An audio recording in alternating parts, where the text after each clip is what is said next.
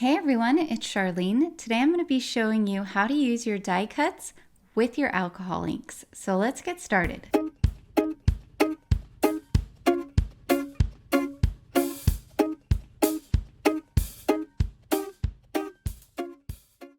We are using the Lovely Layers Water Lily. This is such a beautiful die set. And I'm going to start out by cutting everything from Yupo paper.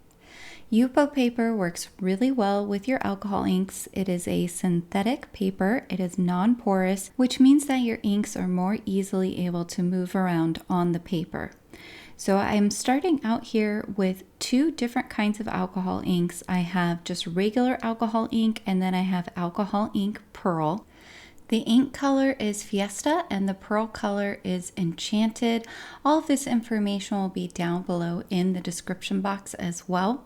So you can see I'm using a mini applicator tool, and then I am using the corresponding applicator felt circles. These work really well with alcohol inks. So you just apply 2 to 3 colors of alcohol inks to the felt, and then you put some of the alcohol ink blending solution, which is what I just added, and then you tap this all over the top of your Yupo paper. So this is going to give you a really nice base layer of alcohol inks. So you can see I have 3 of the die cuts from the Water Lily set. I tend to work in groups, otherwise you can get kind of messy and overwhelming when you're working with your die cuts. So I've chosen these 3 to start with. Once I have that base application, I'm going to take some of the blending solution and I'm just going to drip it over the top. And then I'm going to use this blower tool to move those inks around and have them blend together. While blending solution does contain rubbing alcohol, it is a little bit different because of its added ingredients. It has glycerin as well as other chemicals which slow the drying process. Because it slows the drying period, it gives the inks more time to blend together. Rubbing alcohol, otherwise known as isopropyl alcohol, on the other hand, tends to evaporate very quickly. And so what it does when you add it to your alcohol inks is it tends to create white spaces because it is pushing out those alcohol inks, and then it dries very quickly, so the alcohol inks don't have as much time to blend together. So by using blending solution and then separately using isopropyl alcohol, you're able to get different results. I like to alternate between using the blending solution and the rubbing alcohol, and I do that until I'm happy with the blend that I have on my Yupo paper. You do want to use an isopropyl alcohol that has a 90% or higher concentration of alcohol. The other percentage in those rubbing alcohols is water. So if you use anything less than 90%, you're not going to get the same results. Because you're working with die cuts, the alcohol inks that you're blowing off of the edges of the die cut does tend to seep underneath the Yupo paper. So I like to set my die cuts on a paper towel to dry thoroughly. I went ahead and finished all of the pieces that I'm doing in pinks, which is the large floral water lily as well as the smaller bud water lily. To clean my work surface, I just sprayed some rubbing alcohol on my work surface and wiped it off with a paper towel. I do recommend using some type of glass mat or craft mat for this type of project so that the rubbing alcohol will clean off your surface thoroughly.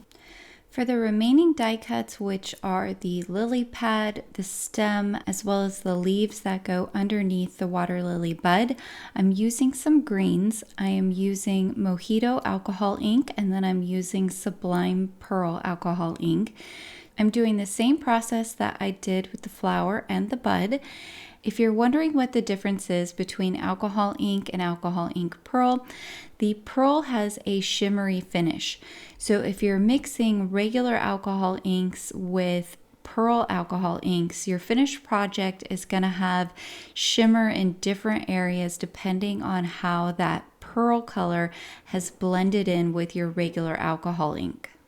The isopropyl alcohol that I'm using is in a spray bottle, but a lot of people prefer to put it into a dropper bottle and then use it to drop on top of your Yupo paper. So keep that in mind when you're trying to figure out how you prefer to use these items. For the inside pieces of the water lily, I'm not using any blending solution or rubbing alcohol. I'm just doing a consistent bit of ink on the two separate pieces. I'm doing one piece here in Sienna Alcohol Ink, and then the top layer, which is kind of the accent layer to the middle part, I'm using some Sunshine Yellow. Now that everything is colored, we can go ahead and glue everything together. I like to line up all my pieces in order of layers.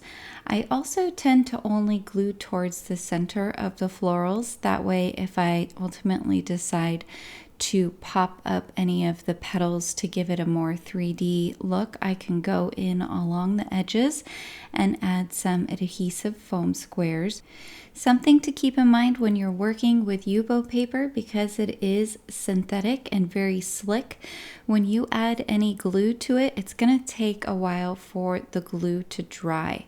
So you don't need a lot of glue, number one, because it's not going to get absorbed into the paper. And number two, you have a lot of wiggle room time, so you can go ahead, layer everything up, and then kind of work it all together to make sure it's put together well. Now, if you don't want to wait for the glue to dry, you absolutely could use some double-sided tape and just put a small piece towards the center of each die cut, and that would actually work really well, and it would take out the dry time from the process altogether. Honeybee Stamps does have a very thorough layering guide available on their website for this set, as well as their other honey cut sets. It's awesome. For my final piece here, I am popping it up with a bit of adhesive foam because I want that middle inset piece with the Sienna and Sunshine Yellow. I wanted that to look like it was set farther back inside the flower. So now here I've repeated the process, put the bud together, and I am coming in now and adding the little accent pieces to the leaves. This does not take very much glue at all, and if you're going to add any of these tiny detail layers, I absolutely recommend working with a jewel picker. For my sentiment, I'm using the Mini Messages 6x6 stamp set, and I am using the Mini Messages banners. These cut out the sentiments perfectly, and I love that they have different edges. So some have a fishtail, some are squared, and then some are a rounded square. It's great because you can pick based on whatever card you're using. I am going to be heat embossing my stamped sentiment, so I did go ahead and put down some anti-static powder tool, and then I used some clear embossing ink and stamped that on top using my stamp wheel. And now I'm adding some white embossing powder and then melting it with my heat tool. I love the look of white embossing powder on black cardstock, so I tend to use that quite a bit for my sentiments. But now that everything is ready, I can go ahead and put my card together. I'm starting out by gluing the large water lily to the lily pad before I glue the entire thing to my card base. This gives me a bit more control in deciding how much of that lily pad is going to be showing behind the water lily. And then I can go ahead and go in and glue down my stem as well as the water lily bud. Now again, like I said before, because it is Yupo paper, you've got to keep in mind that these things need some dry time. I did off camera go ahead and place an acrylic block over the entire card and let it sit for a few minutes while the glue dried before I moved on to the next step. Since this is a fairly clean and simple card, I tend to add splatter to these types of cards just to break up all of that white background. So I'm actually using some of the gold alcohol ink mixative, and I've just dropped a little bit there on my glass mat, and I've added some rubbing alcohol to dilute it. I do recommend cleaning your brush pretty quickly afterwards with rubbing alcohol if you're going to use that mixative in that way. And then all I have to do is add my sentiment, and that finishes off my card. I love, love, love all the shimmer from the pearls, as well as those white tips on the petals of the florals.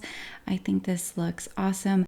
I hope you guys picked up some tips and tricks today. Please be sure to like and subscribe, as well as hit that notification bell so that I can continue bringing you more crafty content in the future.